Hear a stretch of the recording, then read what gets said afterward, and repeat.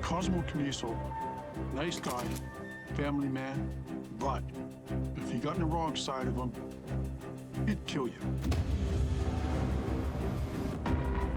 He said to me, "You are the only guy that's ever come to my house, met my wife, and met my family." He says, "I wouldn't let anybody else in this house or even know where I lived." He says, "We trust you." If they thought for a second they could trust me, they would kill me.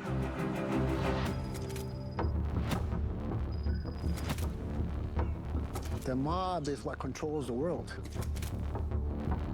A drug lord is one thing, bikers are another thing,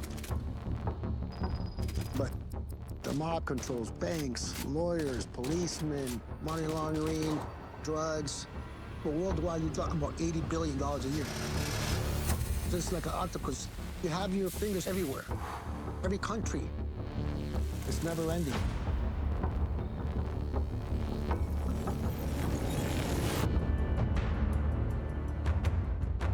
Most people are completely swamped by the American mythology of organized crime. The reasons for the mob's success are clear. Organization and discipline, vows of secrecy and loyalty, insulation of its leaders from direct criminal involvement. It's a very nasty world, very violent. There's not only Sicilians, there are those from Calabria, the southern part of Italy, the Calabrese, called the 'Ndrangheta. La 'Ndrangheta è stata sempre sottovalutata. Si è parlato tanto di mafia, si è parlato molto poco di 'Ndrangheta.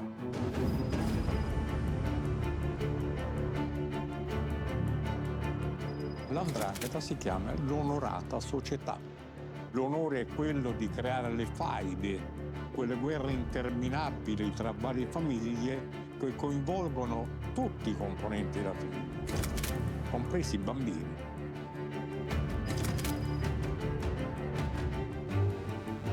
The 'Ndrangheta basically morphed from something in Italy to the New World. It's a very different situation here in Canada.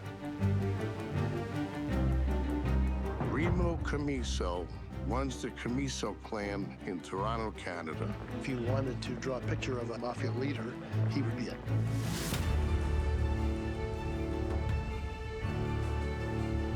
The organized crime, murder incorporated, they kill people and get away with it. The Camisos were new Canadians who were more aggressive. There was a lot of money in getting people shot or scared or blown up.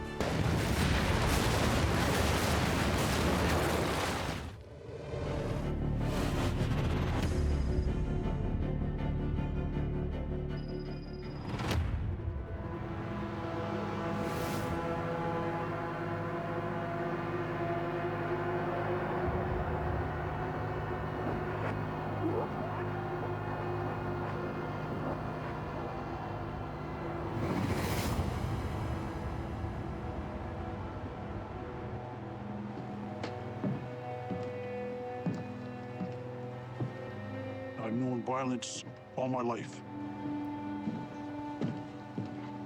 Ever since grade school, I was in kindergarten. Fighting, fighting, and fighting. Never stopped. My name is Cecil Kirby. I worked as an enforcer for the Camiso crime family from 1975 to 1981. Their reputation was very well known.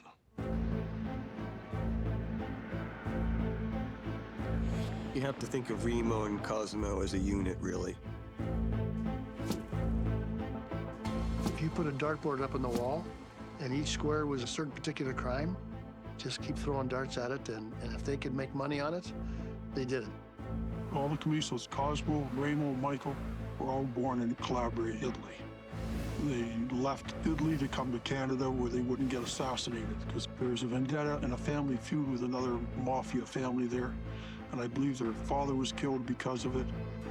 Remo got into international drug trafficking. He quickly became the brains of the Camiso crime family. Any report that I ever got on the Camisos, Ramo was always identified as the leader. He is the boss of that clan. There's nobody else. I think I described him as a guy that could put on a $100 Walmart suit and look like it was an Armani. Always dressed to the max. If you wanted to draw a picture of a mafia leader, he would be it. Cosmo, his brother, is what you would call the maid. He'll do all the street clean. If Remo tells him something that this guy needs to go or this needs to be delivered, he does the dirty work. They were doing a distribution and making of counterfeit money. They were doing extortion. And then they branched out into contract hits and getting people shot or scared or blown up. He would rely on the likes of Cecil Kirby. It was Cosmo dealing with Cecil to do the dirty work. He's not going to do it.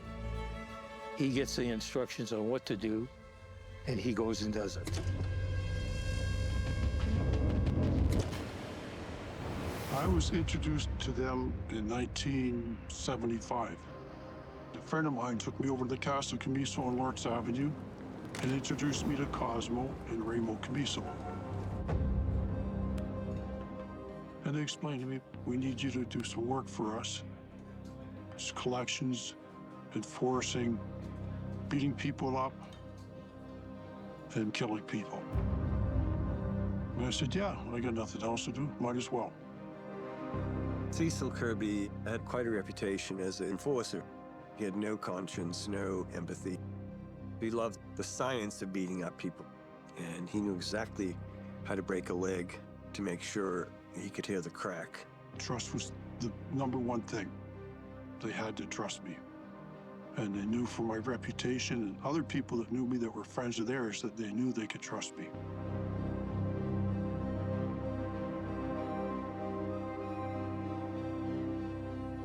It was a wild period, the 70s. Paul Volpe was the closest thing to a mafia don in Toronto at the time. Volpe was expanding in the construction industry. Paul Volpe was a really commanding figure.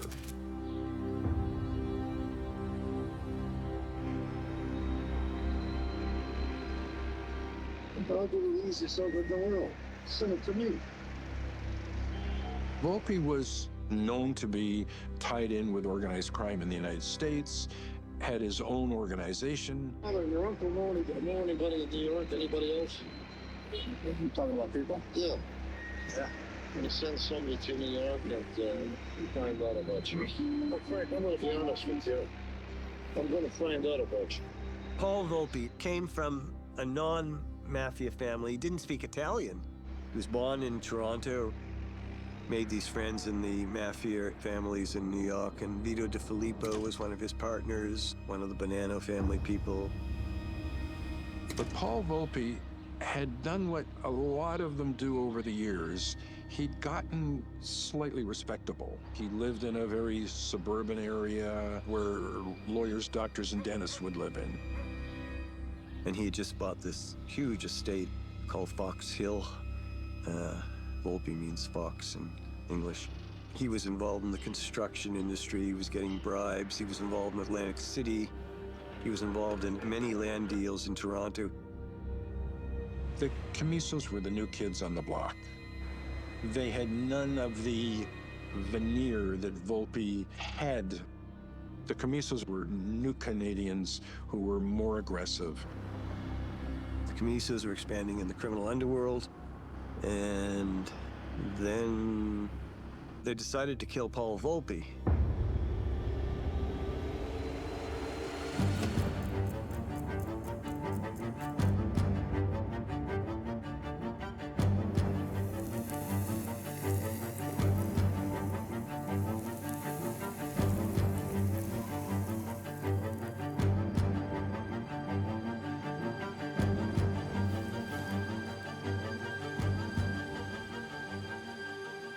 My name is Charles Hanover, and I'm the last of the Volpe mob.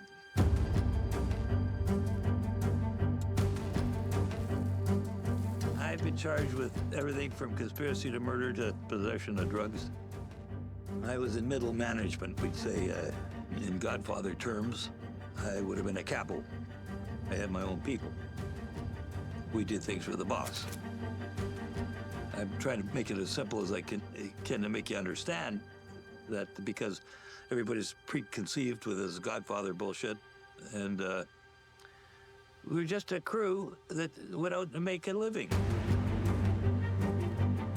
Chucky Hanover, he grew up in an upper middle class Jewish family. He had everything. He didn't have to be in organized crime. He just wanted some excitement in his life. That was the heyday. We made money, drove fancy cars, had nice women. Paul looked after all the gambling in the city. We had our loan shark office on Spadina. There was lots of heat around. You know, the coppers were on us like all the time. Had 24-hour surveillance. It was a 6 to 5 operation. You know, they put money out in the street and they expected to get paid every week, at least the interest on the money, which was 20% a week. You know, if you have to borrow money that way, it's very difficult to make the payments. And people like Chuck would go out and threaten, coerce. We went and collected money for services rendered or not rendered.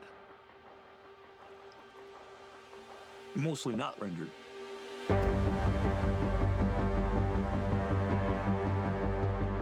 Toronto was a wide open city. Usually an organized crime faction takes a territory. But what you had in Toronto was Paul Volpe did what he wanted to do. The Camisos did what they wanted to do. It was pretty loose.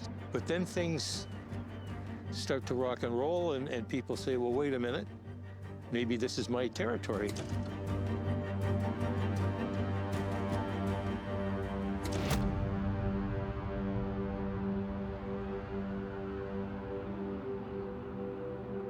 Cecil Kirby. He's a creature of habit. Didn't look like a gangster at all. He was short, maybe about 5'7" or 8. Red hair. If you look into his eyes, dead eyes. The eyes of a psychopathic killer. Cecil Kirby was hired by the Camisos in the 70s to essentially be a thug. He was a street enforcer. If the Camisos were in a feud with someone or someone owed them money, they sent out their guy, Cecil Kirby. I knew when I started working for them, I thought, how long could I last before they try and kill me?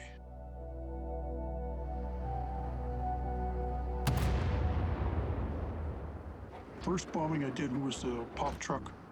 Blew the back off the pickup truck. Cosmo, he was just overjoyed with that one. He just loved that. He says, just keep up the good work. So next bombing was King's Cross Estate, where I put 2 sticks of dynamite in the mailbox. That went over good. Next bombing was Hamilton, John Ryan.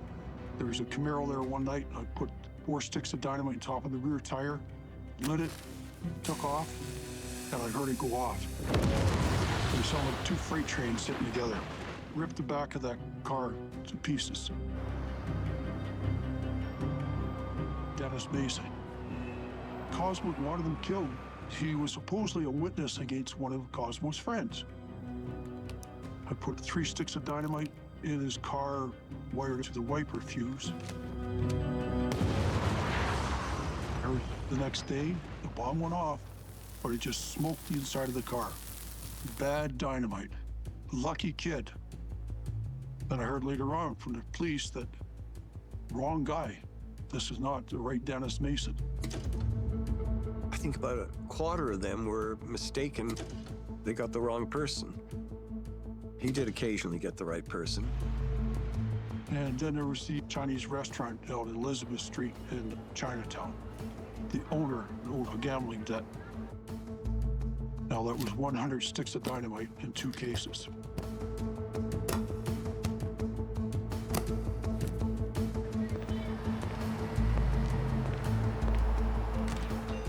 I went in the restaurant, I ordered a meal to go.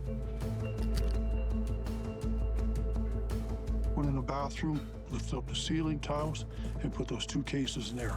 I was told that nobody be in that restaurant And I phoned it at 1 o'clock in the morning, never got an answer.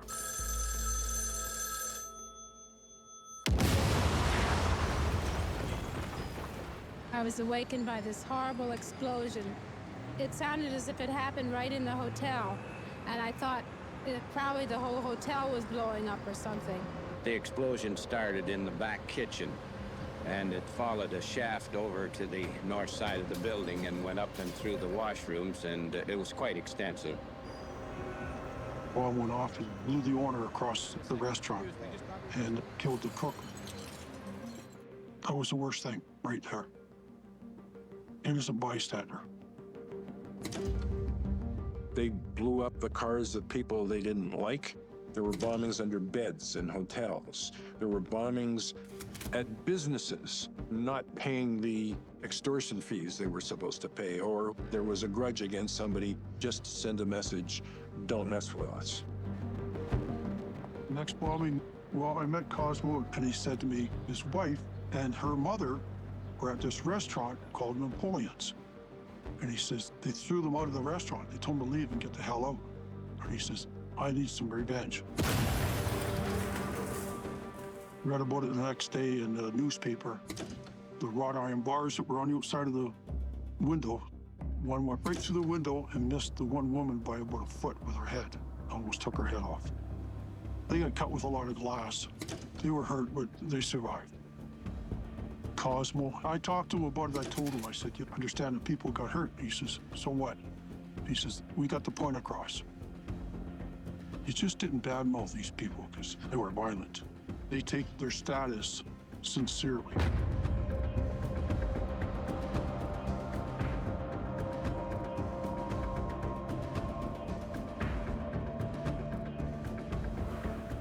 Cosmo was a ballroom dancer, professional ballroom dancer of all things.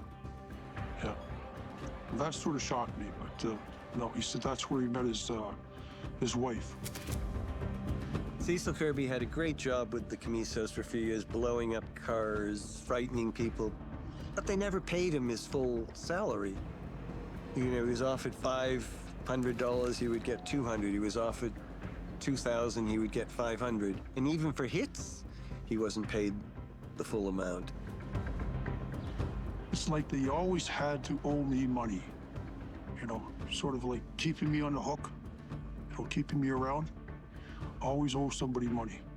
Don't ever pay them in full. The Camisos never knew anything but the mob. I know a lot of sons and grandsons of mafia people, particularly if they're from a name mafia family like the Camisos. They almost don't have a choice. And if they decide not to be in the mob, it's very hard.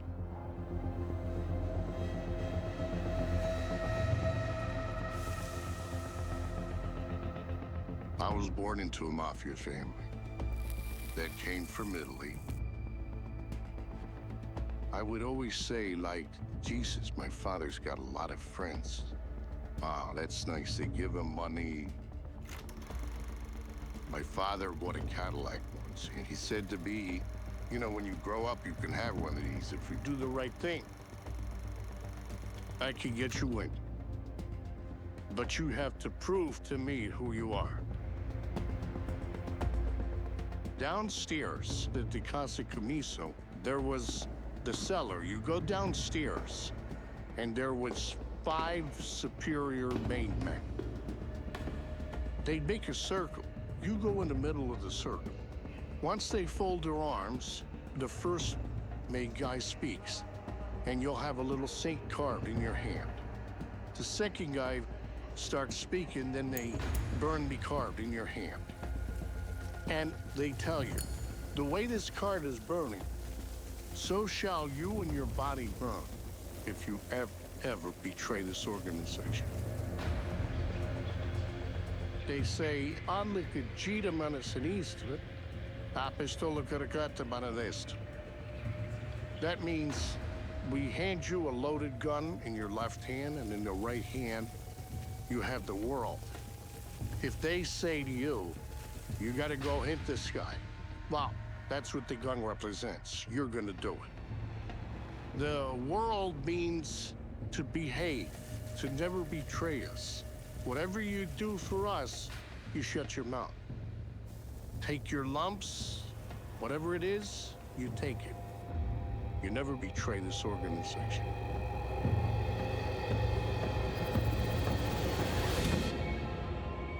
When people came into the city, they would go to the Casa Camiso to let the Camisos know we're in town. And yeah, it was like going to the Vatican and paying homage to the Pope.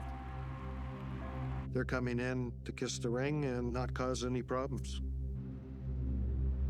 The Casa Camiso, walk in the front door, and off to the right side, there's about 4 or 5 tables there, and they're always playing cards or some Italian game at that table.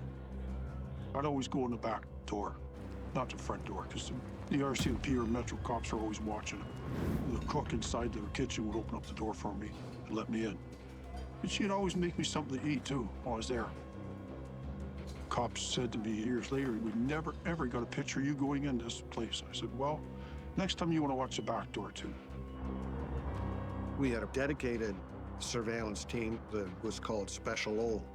And Special O would do a lot of the work on the day-to-day surveillance of the Casa Camiso.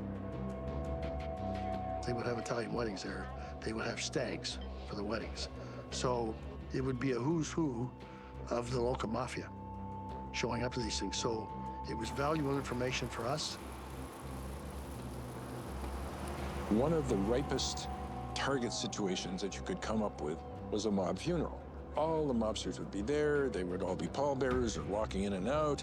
Great surveillance footage. To do surveillance, you needed this beaten up old van, which you would slap a sign on saying so-and-so's gardening service or Ontario Hydro, and you would drive the van up, and there would be a two-way window in there. You'd have a cameraman inside. Martin Burke had a reputation as a gung-ho investigative reporter. He'd been in Vietnam. And you have to remember, back in the 70s, when we were doing this, there were only a couple of channels on television. So when Connections was on in June of '77, everyone stopped what they were doing and watched it. There was this series called Connections that CBC had aired back in the 70s, and it was the most unbelievable expose of organized crime. Even still to this day, when I watch it, I'm in awe. I can't believe the balls that these journalists had to go after these mobsters like this, to put together undercover scenarios with the techniques they used, which at the time were revolutionary. There was no footage of any of these people. If you're doing a film about politics, you can always get tons of footage there. If you're doing a film about sports, there's tons of footage. This, there was zero footage. So we had to create our own footage. And it was pretty dramatic stuff.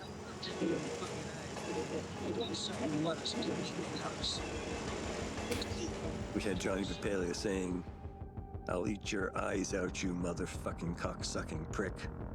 And we had Volpe explaining how you can only kill a stool pigeon. You can't leave them alive.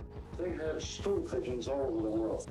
The minute a stool pigeon gets killed, someone kills them, which to me is rightly so. You gotta kill them. You gotta get them out of the way. Anybody's an informer. You're only looking to hurt people. One day, we had heard that there was some big meeting happening, and that it would happen at the Casa Camiso.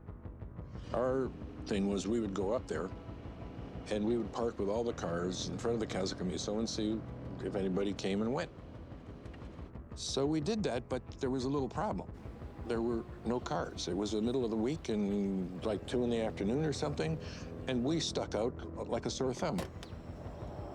And so I get out of the van and I go into the Casa Camiso, open the door, and it was an opening of a door right into a major meeting hall.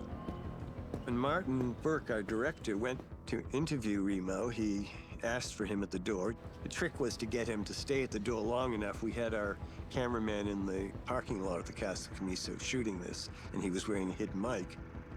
There was no vestibule, there was no other door. You just opened the door, and there you were right in the middle. And there was a meeting going on. Ramo was at the head of the table, commanding all these other guys. And I looked around the table and recognized several of the faces from surveillance footage that we had gotten from various cops. I realized I had blundered right into the meeting that was rumored to happen, which was not a very smart thing to do. He said, "Are you Remo Camiso?" And he said, "Who wants to know who Remo Camiso?" But, you know, the usual.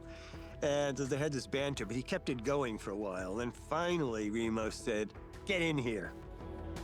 And he said, "Mm-mm, I'm not going in there." So he decided to get out of there as fast as he could.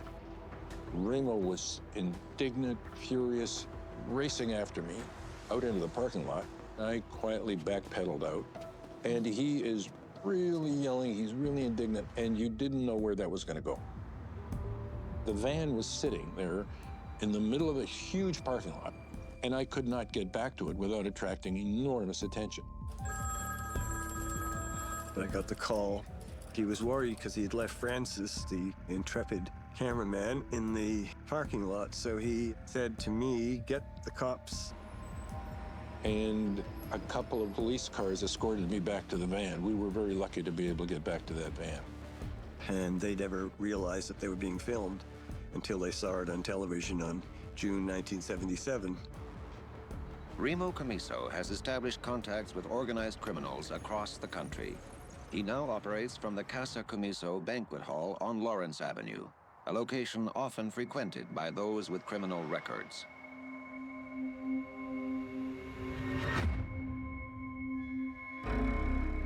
In 1979, when they had the Connection show and they outed me as a gangster, things changed.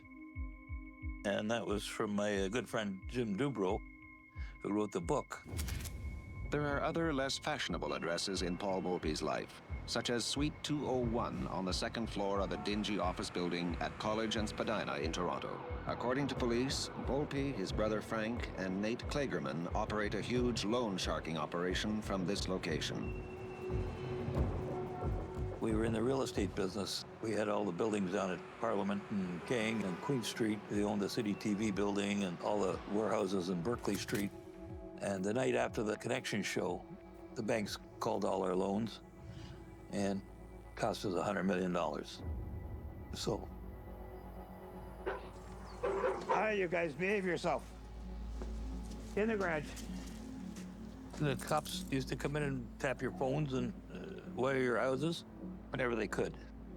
You had to be alert. You don't talk, or you have to know what you're doing. 24 hours a day.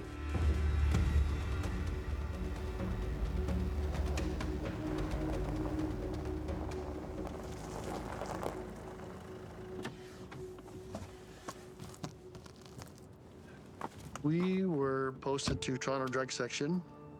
We were on what they called the international team, international squad. Primarily what we did was pursue heroin prosecutions.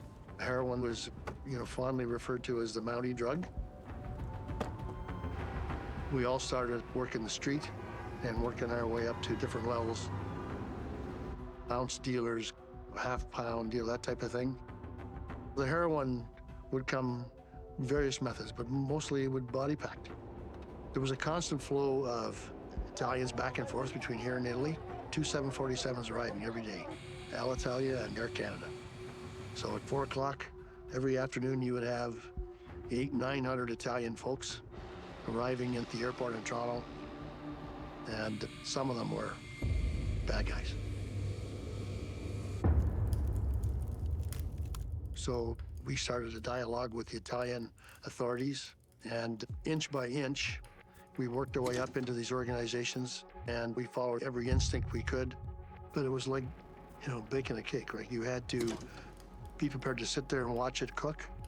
And the conspiracies developing took weeks, months. The idea was making money, how fast and how much. So the way it works is you've got the people on the street level, the mafia, the soldiers. They're the ones committing the crime. Whatever crime they commit, however they generate the money, part of that money is bubbled up to their immediate supervisor, so to speak. Then it goes up the chain, and eventually it ends up in Cosmo and Ramo's hands. It's almost like, I guess, a pyramid scheme. We were certainly satisfied that we knew who was behind it all. But, you know, convicting him is no easy task, right? So we got a significant number of these guys, both here and in Vancouver. We had a guy from Italy came over, did a deal with us right in the hotel in Toronto. It was almost a kilo. It was 94 or 96% pure. We charged 30 people. We convicted every one of them, which is really rare. The Camisos. The reality is they're the focus. And boy, would it be nice to charge these guys. But sometimes it works, sometimes it doesn't. You know, as they say, sometimes you get the bear, sometimes the bear gets you. The bosses rarely, if ever, touch the drugs. And unfortunately, in our case, that was specifically what happened to us. They just never went near the stuff, and we never had enough to charge them.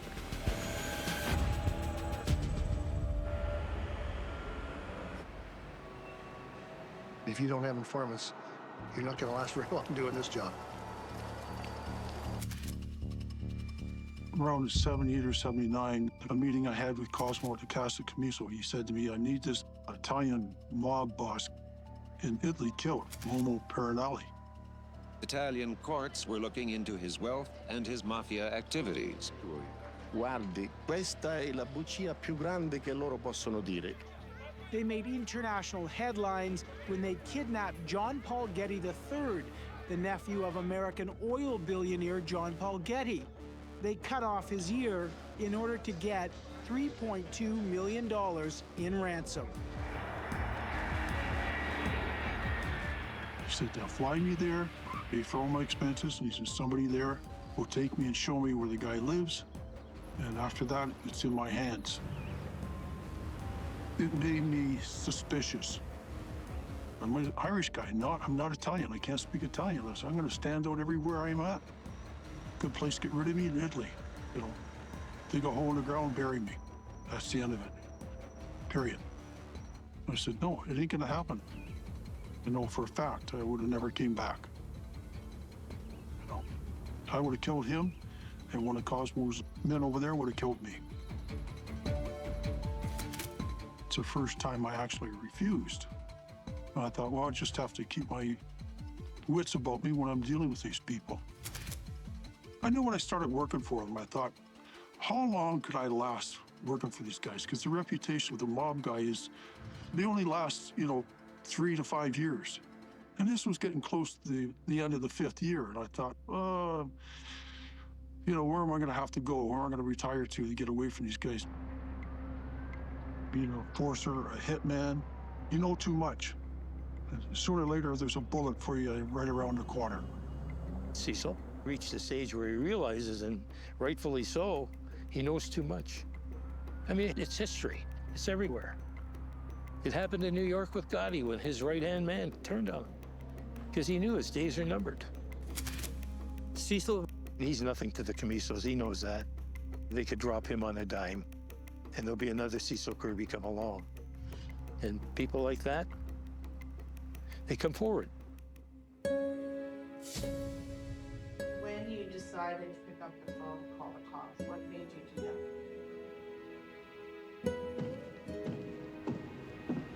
Well, like I took about 2 weeks to think about this.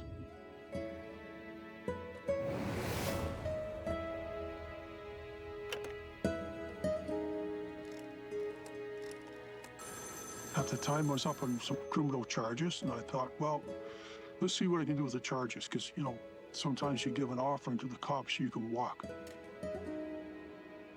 So I phoned the RCMP and CIS. I said to them, I said, I got some information that you guys might want to know about. The guy who answered the phone there was Corporal Mark Murphy.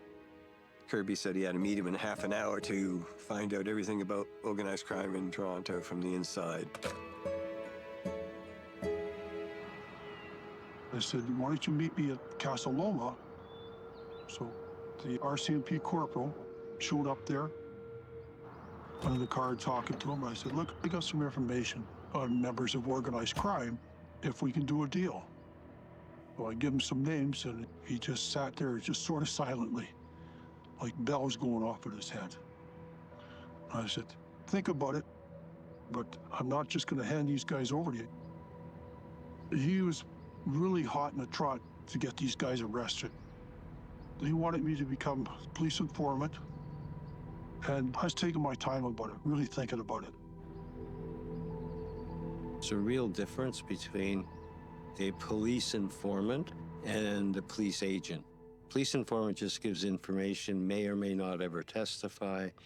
An agent actually goes out and does stuff for the police. I said, I want your assurance you're not going to burn me or stab me in the back. Me trusting the RCMP 100%, that will never happen.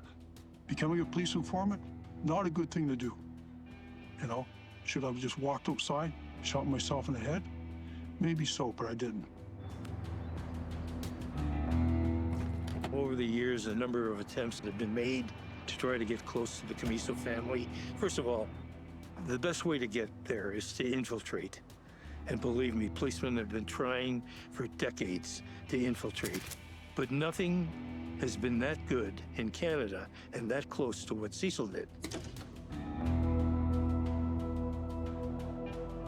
It's tremendous risk because, first of all, he's crossed Cosmo. And that's bad because that gets reflected throughout the organized crime community.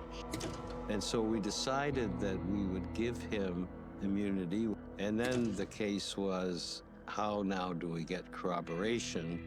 And not only that, but the level of corroboration had to be extremely high, like a wiretap.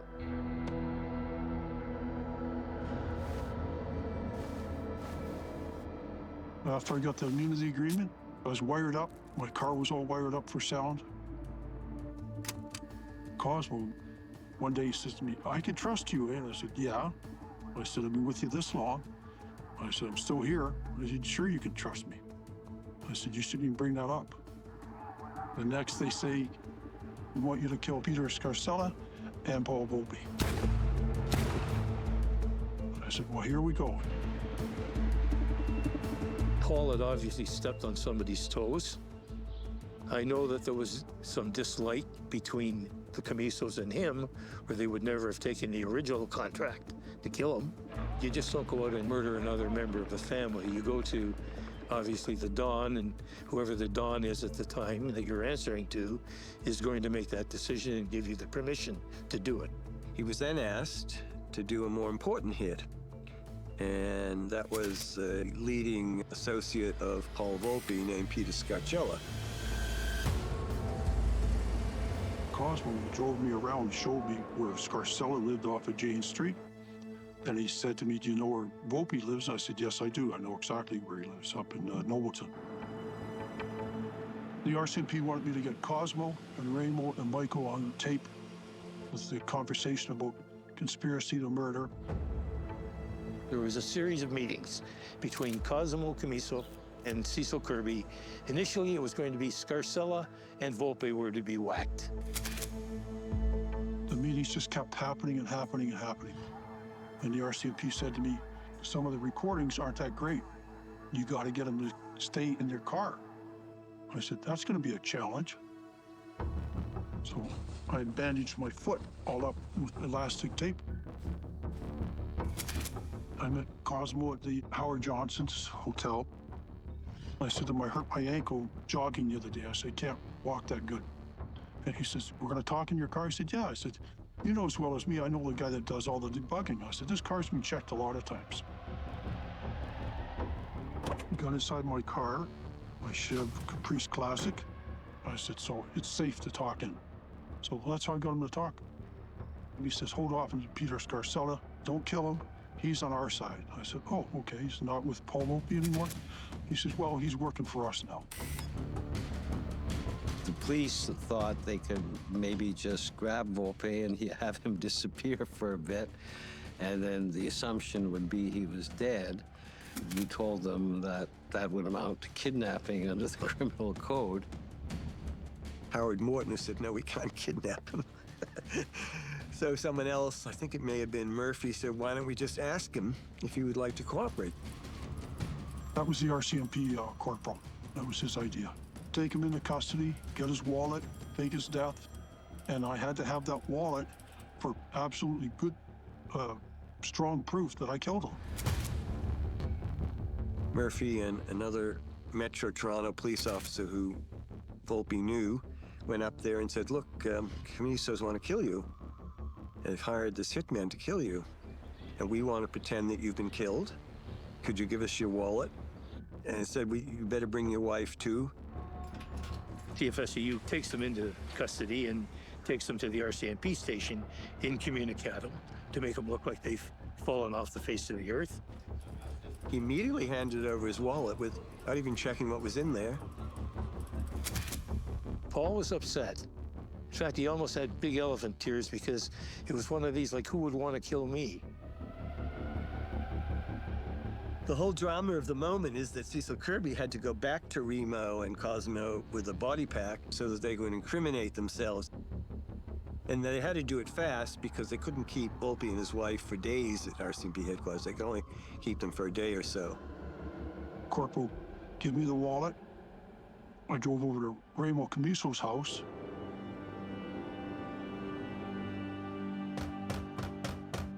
Knocked on the door, went in.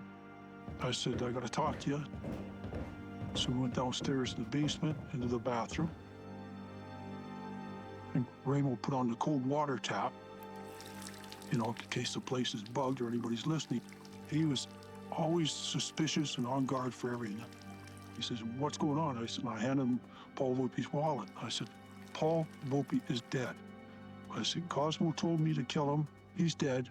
I need some money to get out of town. The cops were listening to the whole conversation. You know, they had an enforcement team just down the street waiting in case something did happen. I was a little concerned because I hear on my chest the tape kept falling off. There was the sound of water. We thought it was a shower being turned on. In one of the Godfather movies, one of the characters in the movie does exactly the same thing. Turns the shower on to try and muffle a possible wiretap. Remo was furious. You don't bring me his wallet. Why did you get rid of it? He says, take that wallet and throw it down a sewer drain. So the most dramatic part was showing that wallet to Remo Camiso in the basement of his house, face to face with a homicidal killer. And I thought, is this where they're gonna kill me? But finally, he admits that he knows they were supposed to be killed. That's the important thing. So he implicates himself in the hit plot. It was solid evidence. You couldn't get better corroboration than wiretap. I said, I want to fly to Florida and get away from here right now. He's okay. He says, Michael will meet you out at Howard Johnson's at about 4 o'clock. And he'll give you some money then. And that's what happened. Michael met me there. I think it was $500 or something stupid. And he left, and he only went down the highway maybe 3 miles, and police surrounded him, arrested him. I was given the instruction then to arrest Remo Camiso and bring him to the station. He walked up to the door, knocked on the door, identified myself. He invited us in. He was very calm. Somebody's coming in to arrest you for conspiracy to commit murder. Most people would be a little bit shaken and upset. I never saw that in Remo. I said to Remo, you're under arrest for conspiracy to commit murder. He would have been able to put that together very quickly. He knows that Cecil was just there showing him Paul's identification. He knows right then that Cecil is a rat, and he's been done. So better he say nothing. I mean, if he turns around and says, well, that dirty rat, Kirby, that's a statement. I mean, that becomes something. He said nothing. It was a very simple arrest. It was, you're under arrest, Remo, come to the station. They were charged with the plot to kill Paul Volpe and his wife, and even Scarcella. They were charged with a number of bombings and assaults that Kirby did for enforcement work. Cecil Kirby committed a number of crimes on behalf of the Camisos. He clearly was capable of extreme violence. It may seem strange to say this, but despite his background, I found him believable. I testified against Remo and Cosmo Cosmo wasn't too bad. He just stared at me. But Rainbow, he gave me some pretty mean looks. You know, like, oh, I'd just love to kill you. If you're testifying, you're going to be cross-examined on your associates and what you know. And even if you give the right answers, the fact is you've divulged all of this information. And this is a secret society. You don't talk. Omerta, silence, you know? And that's tradition. They had two really good lawyers, Bob Carter and Eddie Greenspan. And if those guys thought that they could beat the charges, they would not have pled guilty. They didn't even fight it. They pled out. Their lawyer, Eddie Greenspan, had to say in the end that he really thought that Cecil Kirby was one of the best witnesses that he had ever seen in terms of an informant. He's pretty courageous. He really hates rats, and he became a rat. They made a mistake. Kirby's not the brightest tack in the box, the sharpest tack, you know, but he was good for what he was used for. But they turned on him. He turned on them. You know, and then that's the way it is.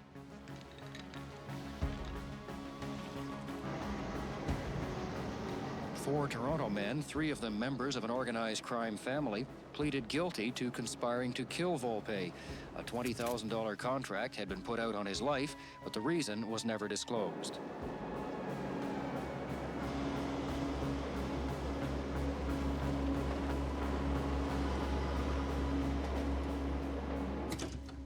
It was necessary. It had to happen.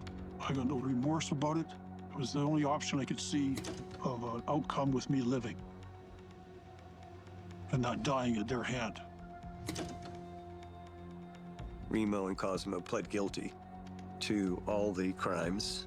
They got about 8 years in jail, which isn't much. And that puts the end of one chapter of their career.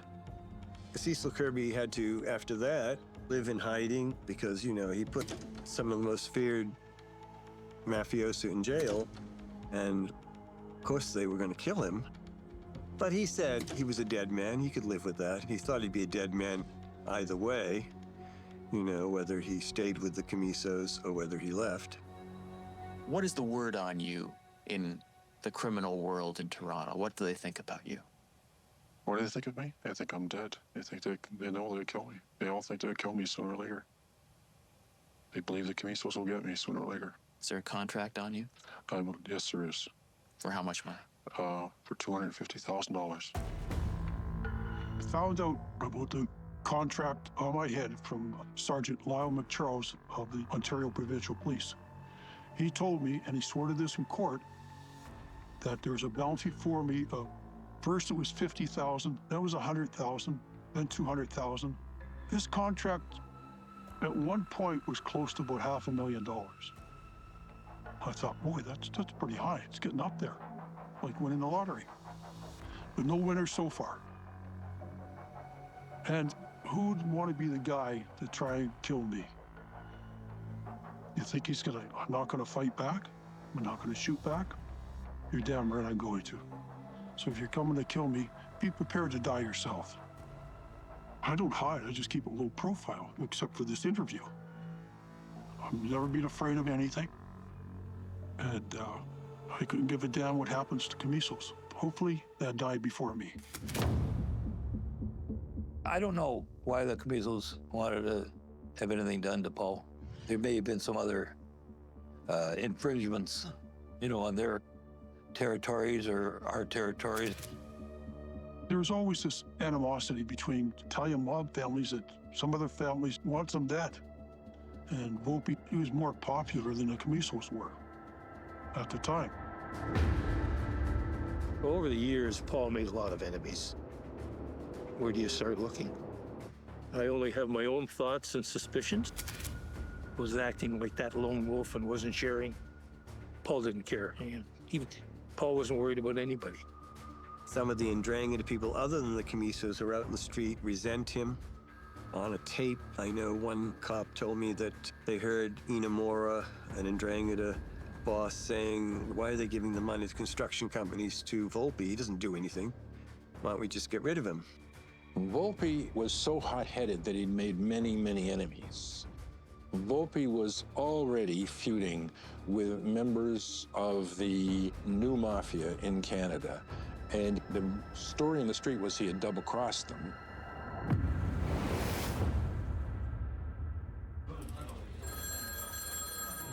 My office called Monday morning and said that Paul Volpe had been reported missing. On a Sunday, he kissed his wife goodbye in the morning, said he was having lunch with his assistant, Scarcella, and then he was going off to a meeting with some unidentified people at the airport. The last he was seen alive, he was at a coffee shop called La Sem in Woodbridge. He was with Peter Scarcella. My understanding is that a short time later, not a long time, his vehicle ends up parked in the airport parking lot. They traced his car to the Terminal 2 in the airport. Blood was on the fender. They opened the trunk and found he'd been shot twice in the head, and the hit team got away. Tomorrow, Peel police plan to release a photograph of the car in which Volpe's body was found. They're hoping someone might have seen the late model BMW between Sunday morning, when he left his home, and Monday afternoon, when he was found dead. It certainly has all the earmarks of a very professional killing. What happened to Paul could have happened from Atlantic City. It could have happened from any number of different areas. I don't know, nor do I want to know. The police are still looking for Volpe's killers at his funeral today, on the street and in his storefront window. We were fairly powerful, but I don't know, if someone's got a hit on you, you know, you're going to get hit. The last person to see him alive was Scarcella. Scarcella was also a target at one point, but then his life was spared for some reason. He had the meeting with Scarcella, who, from everything I've heard, set him up. And Scarcella's a nasty piece of work. Every time I hear Scarcella's name, all I think of is three things: a rope, a shovel, and a hole in the ground that he belongs in. He's a Judas. He stabbed Paul in the back, and that's why Paul died. So what do you say to people that call you a rat? I don't care, they're just words. Can't hurt me. You know?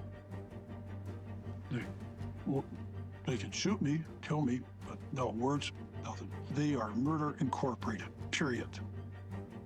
They don't care who they have to kill or what they have to kill. There was obviously some dislike between the Camisos and him, or they would never have taken the original contract to kill him.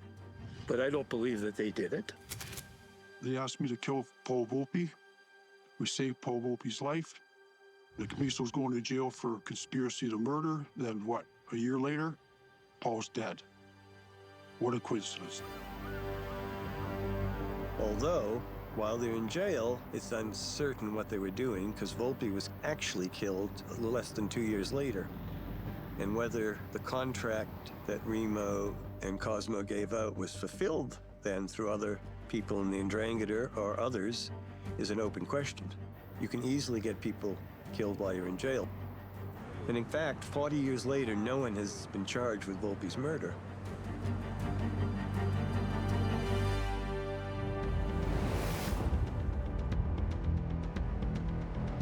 Camisos emerged from prison. They're much more low-key, far more sophisticated crimes. Money laundering, real estate fraud. They would certainly be a lot more careful about anybody they dealt with outside of their own community. Now, you got to see that Cecil Kirby was not in their community. They're going to be a lot smarter before that ever happens again.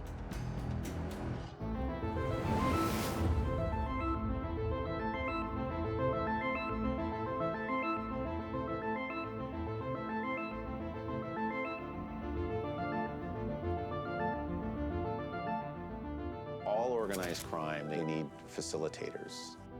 Joe Ferraro was a Camiso family associate who was operating out of Toronto. His nickname was Joey Limousine because he ran a limousine company.